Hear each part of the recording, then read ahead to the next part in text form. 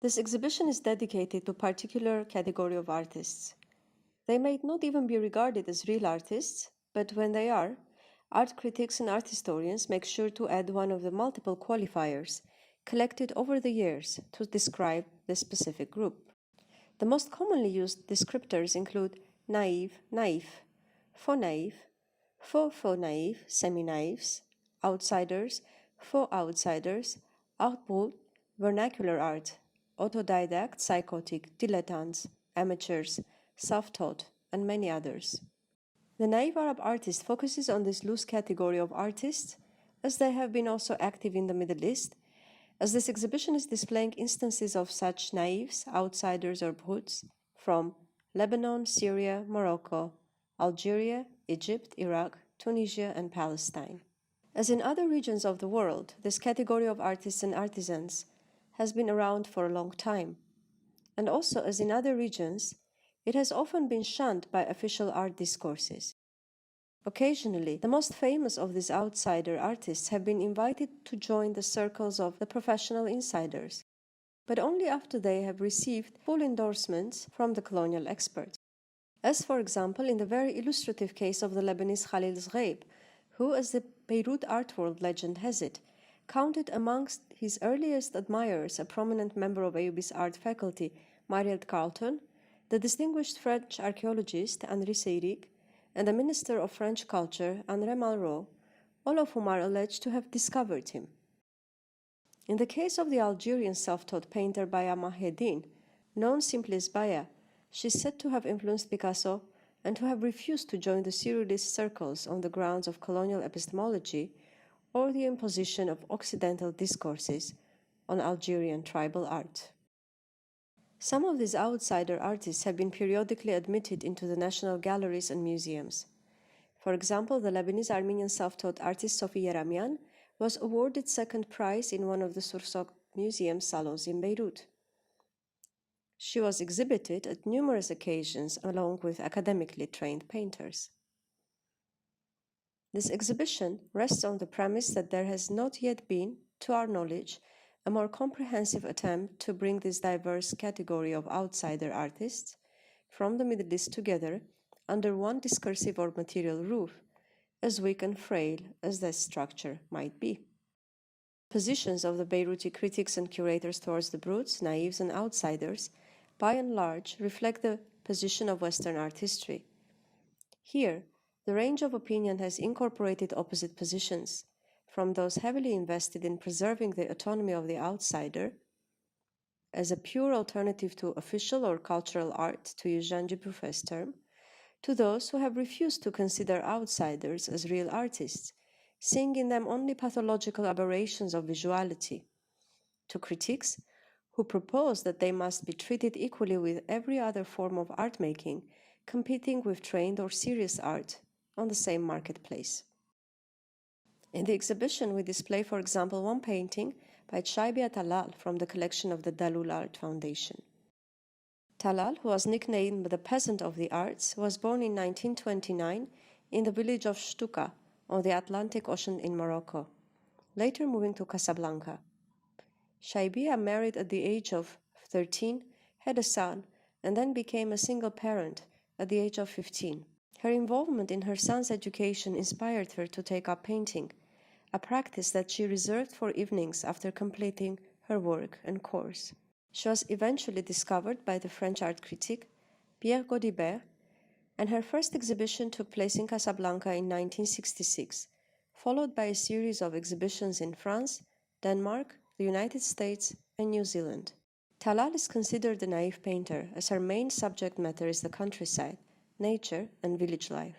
She often painted from memory, recounting her childhood by the sea, the spring season, the flowers, and figures expressing both sorrow and joy.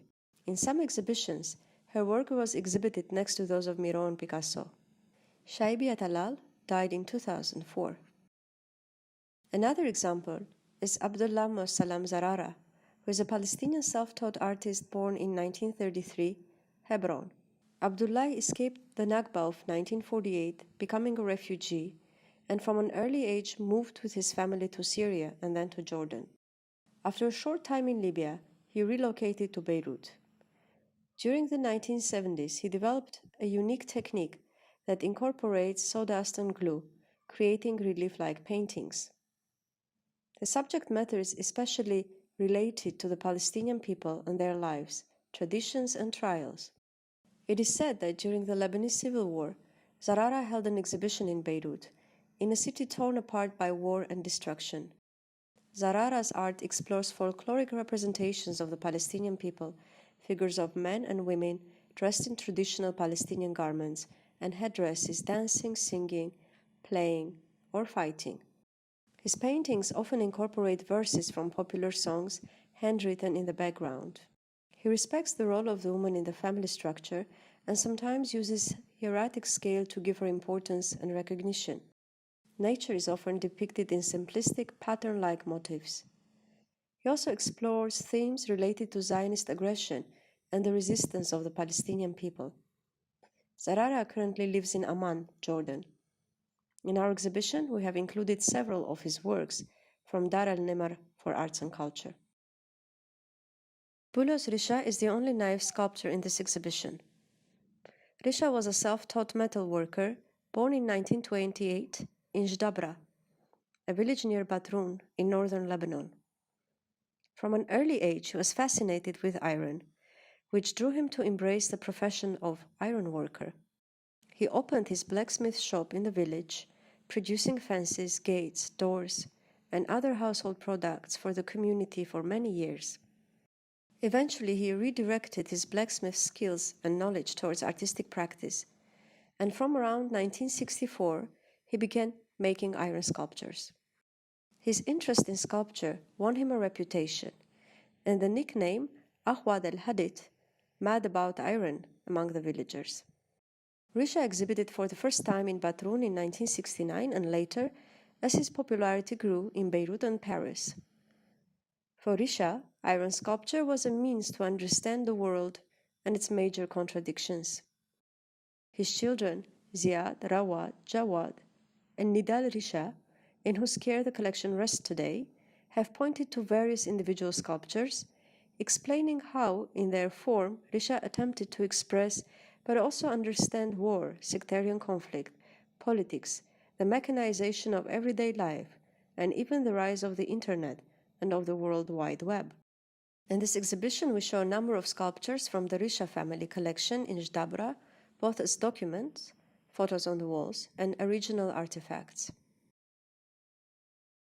The self-taught Sophie Yaramian is said to have started painting in her apartment in Khandak El Gamik, Beirut, when her husband lost his sight. Sophie regularly exhibited at the major hotels in Beirut: the Carlton, 1964, 1966, Saint Georges, 1969, 1972, and La Vendôme, Beirut, 1970, 1972.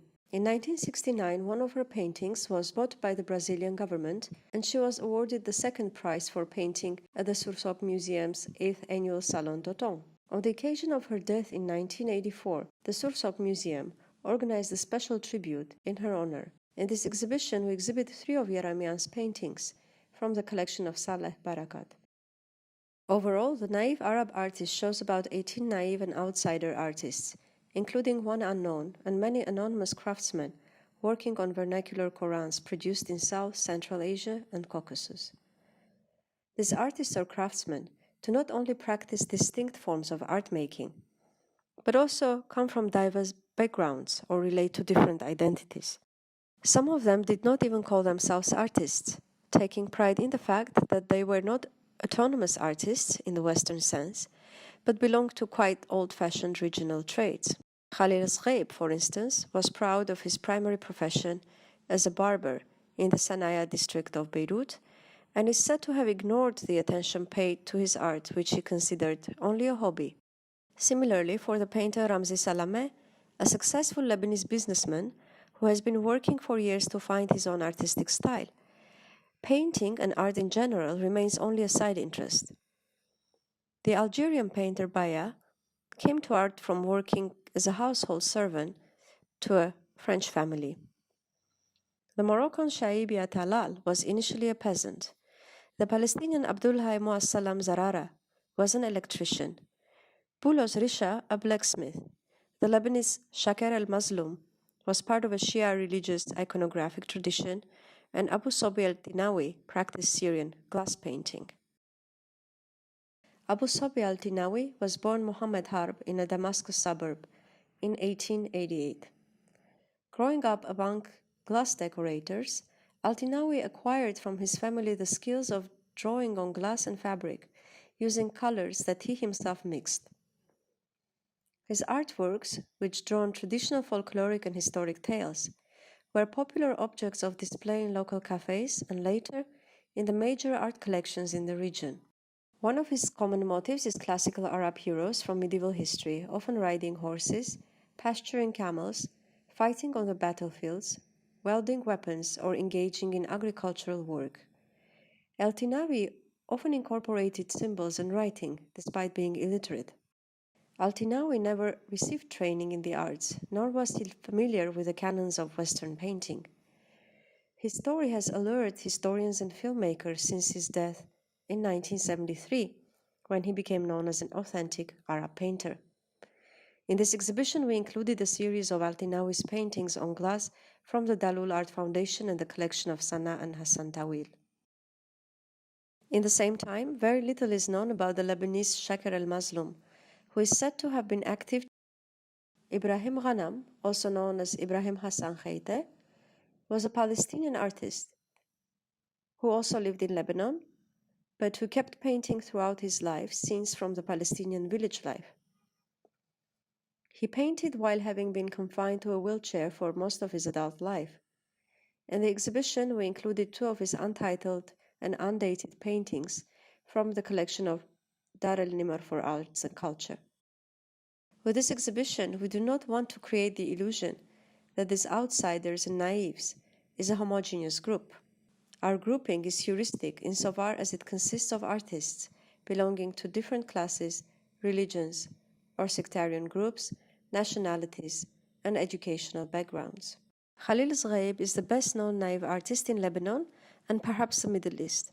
Born in Dubai in 1911, he began painting in his 40s for reasons yet unknown. Henri Seyrig, the distinguished French archaeologist and the director of the Institut Français d'Archéologie du Proche-Orient, noticed Zghaib's work and introduced him to the artist Mariette Carleton in the early 1950s. Carleton, a member of AUB's young art faculty, would eventually promote Zghaib's career. According to other accounts circulating in Beirut, it was Carleton who introduced Zghaib to Seyrig. Other rumors have it that André Malraux, the famous Minister of Culture, refused any other work to decorate his office than paintings by Zghaib.